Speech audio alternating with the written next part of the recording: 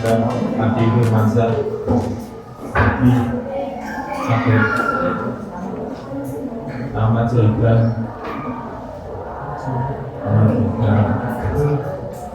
Aisyah Al-Nura Al-Medar Al-Hamu Apriyanu Abiasa Al-Sarfi Ibu Julia Benji Nur Akib Buya Yuni Irjan Pagi Mana Irafa Bintang Rayu Malik Putra Malik Putra Mana Malik tahu Zakir Muhammad Abdan Muhammad Adam Muhammad Ahmad Muhammad Fahad. Hati-hati loh yang jaga kesehatan, gejala banyak meninggal. Muhammad Kaisar Nadimah Arisman Nepal Bumian Nuris Biar Tanah Sita Risape Samanta Sajinur Suci Jagung Yunus Bian Ridwan Agusia. Kita mulai. Assalamualaikum warahmatullahi wabarakatuh.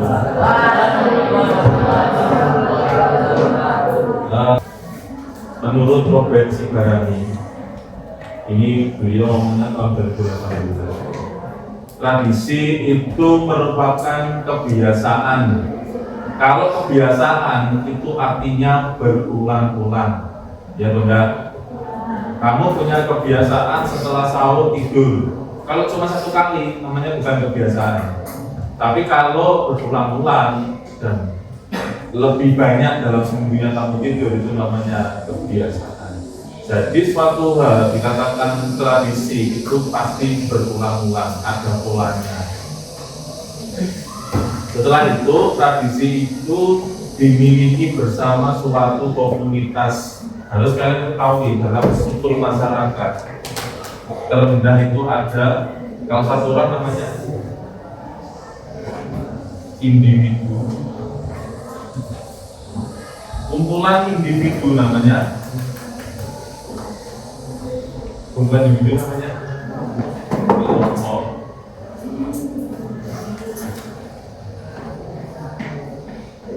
Kelompok ini biasanya ciri-cirinya memiliki satu interest yang sama, satu ketertarikan yang sama.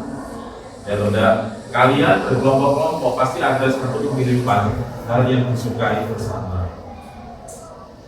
Di pulau yang normal, di kota yang normal, kamu harus tahu ya, Pulau Jawa itu pulau yang terlalu banyak penduduknya. Jadi sudah jadikan acuan untuk belajar. Mari kita bayangkan kayak Pulau Bali yang cuma segitu, kemudian sudah tidak terlalu banyak. Kelompok ini jumlahnya sekitar 20-an, namanya kelompok.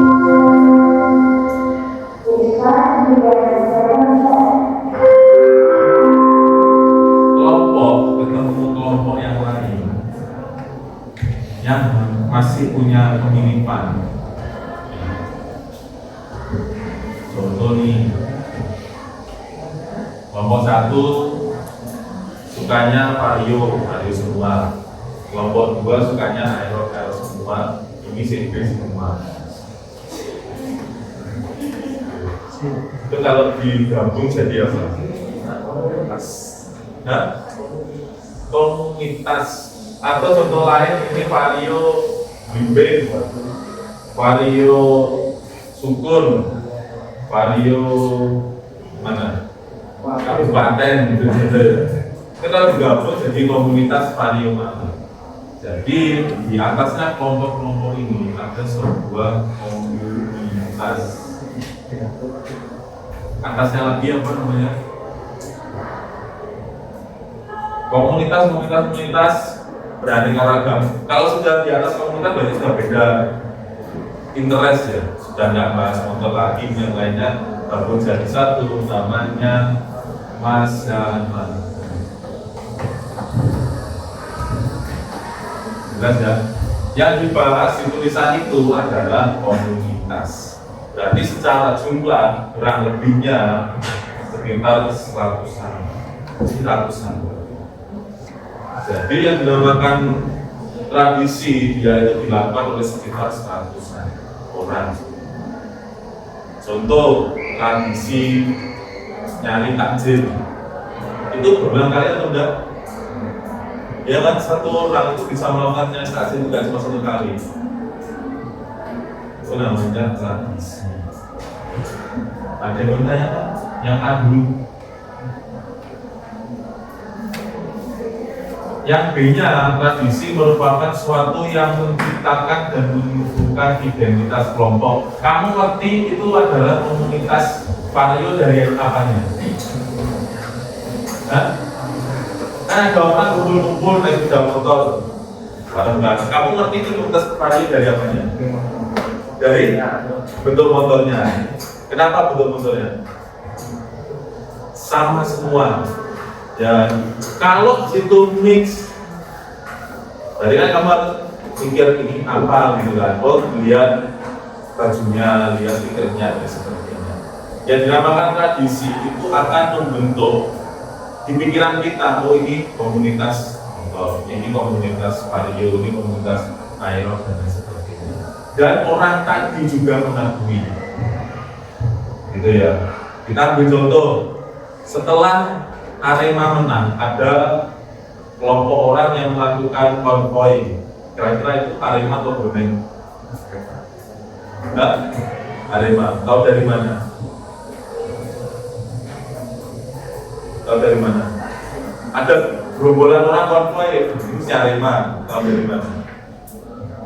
Dari kaosnya, terus bendera, terus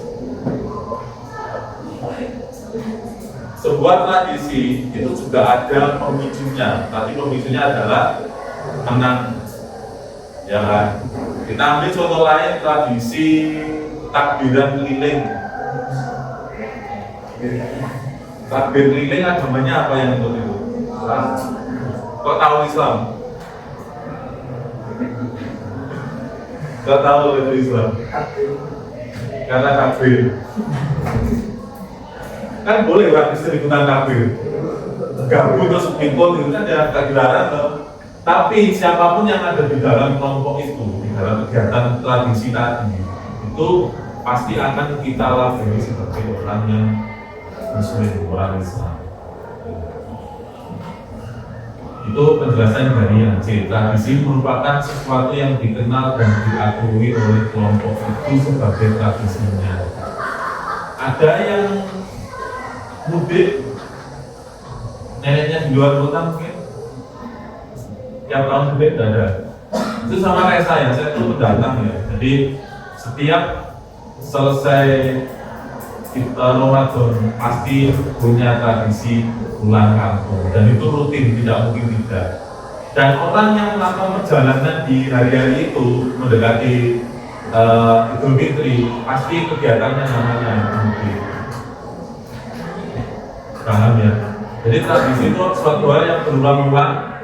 Orang lain lihatnya paham ini orang mudik, dia pun kalau ditanya dia juga bilang saya memang mudik. Seperti itu baru bisa dikatakan tradisi. Mari kita cek bandingan seperti itu atau bukan. Apakah bandingan memenuhi syarat tadi? Apakah bandingan berulang-ulang?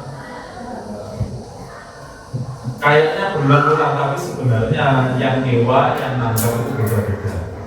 Jadi bukan satu orang tiap tahun menanggap bandingannya, kecuali ada masyarakat yang setiap tahun masyarakat itu yang nggak ganti-ganti orang itu nanggap. Itu tradisinya dia. Tapi kalau jumlahnya masih sedikit, tidak bisa dibilang tradisi. Jadi Ya. Ada yang mau tanyakan? Ya. Berikutnya kearifan lokal, silakan dibuka di halaman 111 buku paket.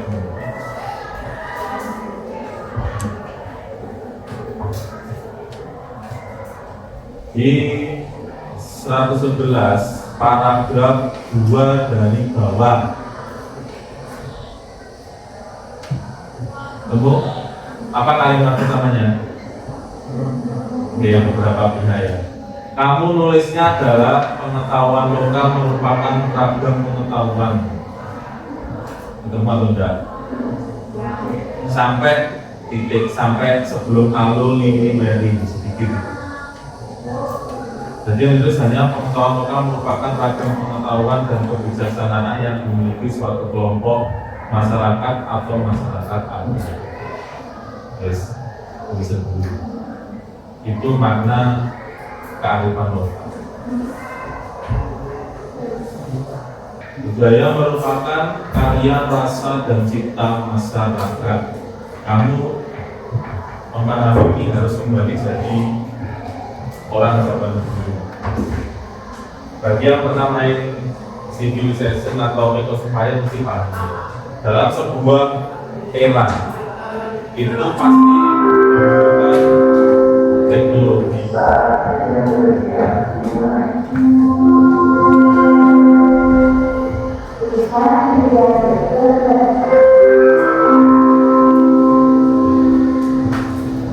Butuh teknologi, butuh komunikasi. Satu lagi butuh yang namanya internet. Ini dua hal tiga hal yang saling berkaitan. Bayangkan kamu jadi orang zaman dulu membangun sebuah desa. Jadi pemilik desa yang bangun desa. Jadi bukan peradaban yang sudah kayak sekarang, dan peradaban yang masih dari awal. Yang pertama, kamu kan pasti butuh teknologi, ya kan, untuk membuat kehidupan masyarakat itu lebih mudah. Benar? Setelah butuh teknologi biar hidupnya mudah, kalian butuh bagaimana sih cara antar masyarakat itu berkomunikasi. Apakah kalau pegel langsung bacok, nggak terima bacok gitu, kalau punya masalah langsung dibunuh atau bagaimana? Ya, karena teknologimu maju tapi masyarakat ruwet, peradabanmu yang kamu bangun sudah tidak jalan. Ya kan, isinya cuma huru-hara konflik di mana-mana. Makanya butuh cara komunikasi. Kalau sudah, nanti kan kamu akan ketemu sebuah stagnan kan, mandek. Semuanya mandek, komunikasinya mandek, makanya perlu ilmu pengetahuan. Ilmu pengetahuannya jalan, muncul masalah, ternyata banyak orang itu cuma mikir secara sains, tidak punya perasaan. Yang dibutuhkan terakhir adalah, kan kalau kalian terlalu sains, kan tidak mikir kan? Ya mikir sih, pemikiran, tapi jadi tidak punya perasaan. Yang dibutuhkan berikutnya adalah agama. Atau kalau orang yang tidak punya agama, hanya dibutuhkan filsafat, sebuah ide pemikiran. Bisa dibayangkan? Saya. Jadi kalian jadi orang zaman dulu, kamu punya keturunan, kamu jadi pemimpinnya, punya banyak anak, masih baru buka sebuah ladang, dijadikan perkampungan. Semua ini yang kalian butuhkan. Budaya itu merupakan gabungan hasil dari semua ini. Makanya tiap daerah budayanya beda-beda. Budaya di Jepang, budaya di Jawa, budaya di Korea, Amerika dan sebagainya bisa berbeda. Even untuk hantunya juga beda. Ya kan? Hantu Amerika dibawa ke sini kamu nggak jadi takut, malah ngajak foto selfie. Ya, kamu ketemu hantunya Korea Selatan, terlalu cantik malah ngajak foto. Bahkan sampai di budaya hantu pun itu nanti bisa beda-beda. Itu cara kita berpikir ya, kita kembali ke zaman dahulu. Sekarang di unsur budaya yang pertama namanya apa tadi tulisnya? Coba baca. Karya dulu, rasa dulu, atau cipta dulu? Nah, karya di situ bisa baca ya karya terkait dengan teknologi dan kebudayaan kebendaan atau kebudayaan jasmani. Gitu. Pikirlah kamu adalah apa namanya, Fir'aun pertama, isinya masih pada pasir. Yang harus kamu cari pertama, kamu kembangkan pertama adalah teknologi. Teknologi ini digunakan untuk memudahkan komunikasi, memudahkan hidup. Benar ya? Mari kita ambil contoh yang sederhana. Sekarang kalian tuh kalau komunikasi pakai apa? Komunikasi sederhana pakai apa? 2016. Kalian komunikasi chatting, telepon atau video call? Chatting. Ya. 2016 masih chatting, 2026 pakai SMS. Beneran SMS. Yang biasanya kalau di HP isinya di online, pinjaman online, spam, kuota internet habis dan lain sebagainya. Sama 2006 kita dulu pakai 96 pakai. Ada yang pernah lihat filmnya Dylan? Dylan kalau komunikasi pakai telepon umum yang di depan di pinggir jalan, masukkan koin. Nah itu. Kalau habis waktunya poin lagi dan seterusnya. 86 komunikasi pakai kantor pos. Beneran tulis surat, ditulis alamat, dimasukkan, diambil, tunggu satu bulan. Tahun sebelumnya hampir setelah primitif komunikasinya pakai, pernah lihat burung merpati? Burung merpati itu zaman dulu digunakan untuk kirim surat. Ya, pakai teknologi yang maju itu memudahkan komunikasi, kalian. Contoh lain, sekarang kamu kalau nebang pohon pakai apa? Nebang pohon, gaji listrik atau gaji manual? Listrik lah, kenapa pakai gaji manual? Zaman dulu belum ada pakai gaji manual. Zaman dulu lagi masih pakai kapak besi. Kembali ke zaman dulu lagi, hampir purba pakai kapak batu. Itu teknologi merupakan bagian dari sebuah budaya. Orang Cina zaman sekarang naik mobil nggak perlu nyetir. Kita masih nyetir, karena memang teknologinya berbeda, budayanya beda. Yang kedua, apa silonya?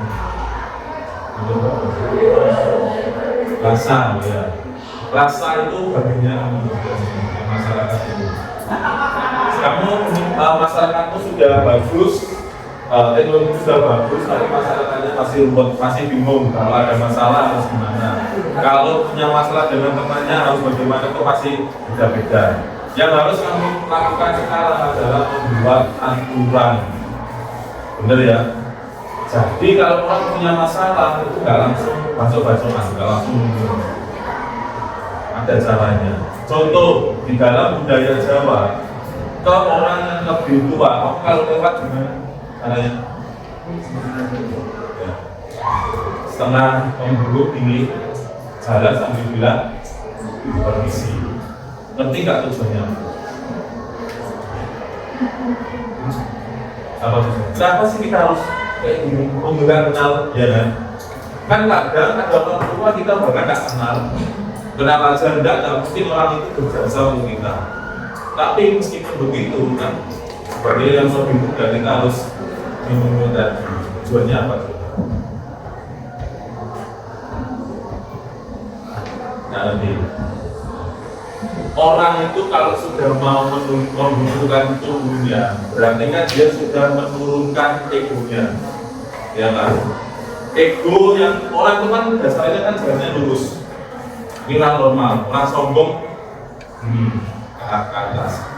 Kalau kita sudah mau gini, apalagi sambil ngumpul, berarti kan ego kita sudah turun.